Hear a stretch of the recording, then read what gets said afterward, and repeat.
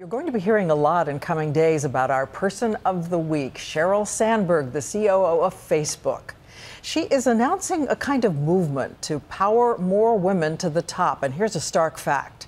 Tonight, women earn almost 60% of all college degrees, but they hold only 14% of the top jobs in America's big companies. So Sandburg has written a book called Lean In, and when I talked to her last May, she said we have to teach our daughters to believe they are going to run the company if we want the workplace to change for all women and their families. Sheryl Sandburg says she wants to see young women celebrate ambition and never tell themselves they have to give up money or their passion because they want a family. She even heard her own daughter say she couldn't be president. And why? Because I want to be a mommy. My daughter heard a song, she's 4, with all the presidents in it, and her first question was, "Mommy, why are they all boys?"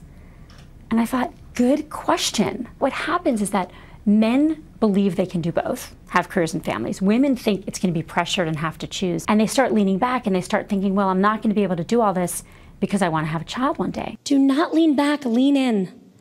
Put your foot on that gas pedal and keep it there until the day you have to make a decision, and then make a decision. And that decision, she says, could be changing the workplace. She hopes the younger generation remember what these opportunities would have meant to their grandmothers. My grandmother was an incredible woman. You know, in her generation, you didn't work outside the home, but she had breast cancer, which she survived young.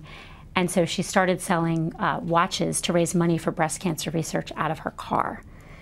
And she did this and built it into what was a business, you know, anyone would be proud to have. And I often think about what would have happened to my grandmother, what her career would have been like had she been born when I was born. So Sandburg has written the book, and she's creating forums to teach women confidence while sitting at a table of power. She remembers 8 years ago, after her first child, she'd sneak out of the office early to be home. I certainly didn't lie about it, but I wasn't out there giving speeches either. And I did all the things a lot of women do. You know, I kept my lights in my office on. No more, she says publicly. She's going to leave. I started saying to people, I go home at 5:30 when I'm in town so I can have dinner with my kids, and then I'm available later at night. And everyone knows that. And I started talking about internally, not for me, but to make it safe for everyone else who worked there. But could you do that because you were you? Can all women go in and say that this is what they need for their lives? Not every job is as flexible, even though technology certainly is making more jobs more flexible. Sandburg acknowledges she's lucky she has real choices. But she argues that only when women stay and succeed in the workplace can they help make the workplace better for the women who do not. No one gets to the corner office by sitting on the side, not at the table. We've got to get women to sit at the table. Number 2. As she told a graduating class at Barnard, this is the crossroads.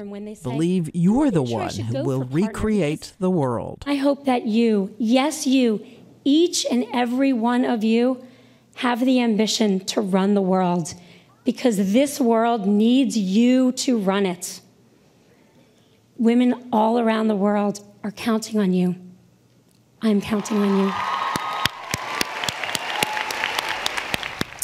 And so we choose Sheryl Sandburg. And by the way, she says they have encouraging signs all over the Facebook offices, and her favorite is, "What would you do if you were not afraid?"